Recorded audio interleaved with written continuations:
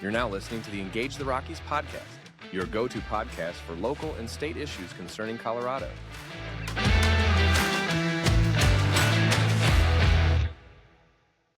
Hello, Colorado. This is your Engage the Rockies week in review for the week of September 30th to October 4th. If you'd like the show notes with the links to the stories we're covering today, please visit engagetherockies.com and sign up to our email. Every Monday, we'll send you the list of articles we covered on our Friday episode. From around the state, Democratic Senate candidate Vivian Smotherman has used more than $1,000 of campaign contributions to pay for clothes, hairstyling, and a consultant, who's also the hairstylist, on her appearance. The state's campaign finance manual doesn't specifically prohibit a candidate from spending campaign contributions on hair and clothes. Still, it states candidates, quote, may not use contributions for personal purposes not reasonably related to the election of the candidate, end quote. The manual's only specified language on permissible use of campaign contributions for personal use is for child or dependent care. Smotherman's first expenditure to the consultant for, quote, style and appearance consulting, end quote, was made on January 1st, 2024, the same day Smotherman filed her affidavit to run for the Senate district that covers southwestern Colorado from the Utah state line all the way east to Alamosa. According to reports filed with the Secretary of State, by mid-January, Smotherman had spent another $613 on hair and makeup with the same consultant at two stores for, quote, professional clothing for campaigning, style, and appearance, end quote.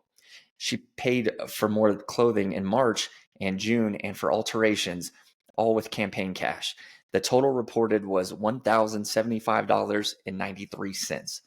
A spokesman for the Secretary of State's office told Colorado Politics, if any person believes a campaign finance rule has been violated, they may file a formal complaint with the Secretary of State's office.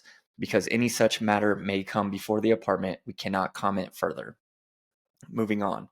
Carlos Gabriel Aranguren Mayora, the man accused of entering the bedroom window of a sleeping couple and holding them at gunpoint in Aurora, was involved in two other alleged crimes this past summer, one of them involving a former girlfriend whom he is alleged to have terrorized.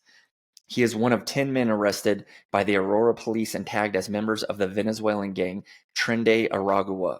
Court records showed that Mayora entered the country illegally on August 30th, 2023, and was apprehended by the U.S. Customs and Border Patrol in El Paso. By mid-December, he was in Colorado, where he was arrested by the Aurora police and eventually charged in Adams County with menacing and criminal mischief. On January 16, 2024, Mayora was released on a $1,500 bond. The alleged domestic violence involving his girlfriend happened at the Edge at Lowry apartment complex at 12th and Dallas in Aurora, where she lived. The incident rolled over a period of 2 days, April 7th and 8th this year, according to the arrest affidavit. The events of early April scared her so much she fled to a hotel to get away from Mayora, according to court documents. In the domestic violence incident, the suspect is alleged to have chased the woman with a pistol, broken her windshield with a rock, threatened to kill her, and busted in her front door, according to court records.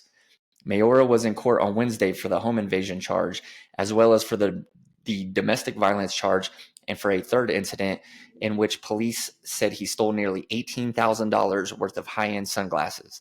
The hearing's sole witness, Aurora Police Detective Adam Price, said that the defendant and another man walked into the Sunglass Hut at 6155 South Main Street in the Southland Shopping Center on May 13th and began trying on pairs of sunglasses before they opened their backpacks and started loading sunglasses inside.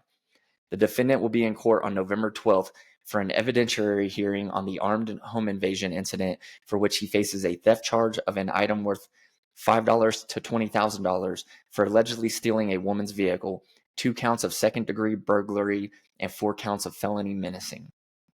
Moving on. Natural Grocers will close its downtown Denver store at the corner of Colfax and Washington at the end of the month. The company says the decision was made after careful consideration of its operating challenges, including theft and safety issues. The store is located in a crime hotspot for the Denver Police Department. A Walmart further east on Colfax and Aurora also closed this year for issues related to crime. In a statement, Kemper Isley, co-president of Natural Grocers, said, quote, We have been actively working to address the theft and safety issues impacting our store at Colfax and Washington for some time. Despite our investment in security and loss prevention strategies over the years, these factors have continued to challenge our ability to operate our store safely and sustainably, and we have made the difficult decision to close our doors at this location. This was not an easy decision.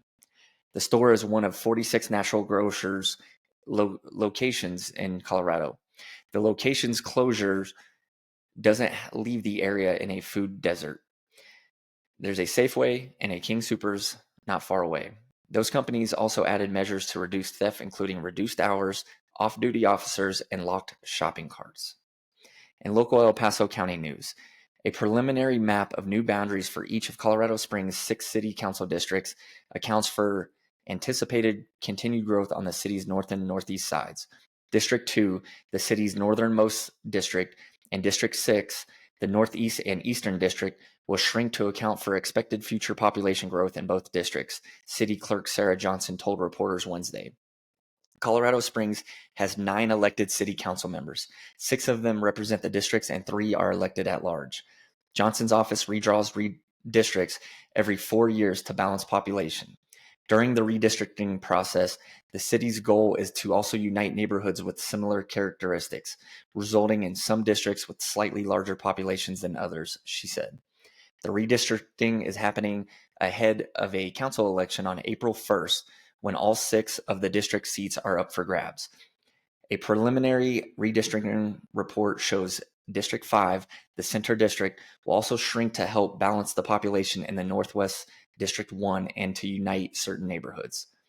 Residents can view the preliminary city council district map, the preliminary redistricting report detailing all proposed changes, and comprehensive preliminary district boundary descriptions online at coloradosprings.gov/2024 redistricting. Johnson will prepare the final district report on setting the new boundaries between November 4th and December 2nd. And lastly, Pikes Peak State College recently announced the debut of a bachelor's degree program that officials hope will become a feeder system for one of Colorado Springs' most in-demand professions. The Bachelor of Applied Science in Cybersecurity, new this semester, will provide a broad spectrum of advanced instruction and training, including cyber defense measures, threat and vulnerability, and ethical hacking, the use of hacking techniques to help companies and organizations identify and fix vulnerabilities in their network systems. Hackers, identity thieves, and other cyber criminals have grown more and more sophisticated in recent years, officials said. Malware and phishing attacks have become more prevalent and complex. Qualified cybersecurity professionals are needed in nearly every industry to combat this rapidly growing threat. According to the job market website, CyberSeek, there are about 15,000 cybersecurity-related job openings in Colorado, with 5,000 of those vacancies residing in Colorado Springs. The city is also home to Cyber Mountain, which hosts more than 125 cybersecurity-related companies, officials said. The new bachelor's degree program, which holds its courses online, has 14 Pikes Peak State College students enrolled for the fall semester. The plan is to incrementally expand the program with an aim toward offering on-campus courses by the 2025 fall semester. Those are your top stories for the week of September 30th through October 4th. Please tune in each Friday for your weekend review from Engage the Rockies. Please continue to like, share, and subscribe for more great content. If you'd like the full articles from the stories we read today, sign up to our email list at engagetherockies.com, and we'll send you the show notes each week. Thank you. Thank you for listening to the Engage the Rockies podcast, your go-to podcast for local and state issues concerning Colorado.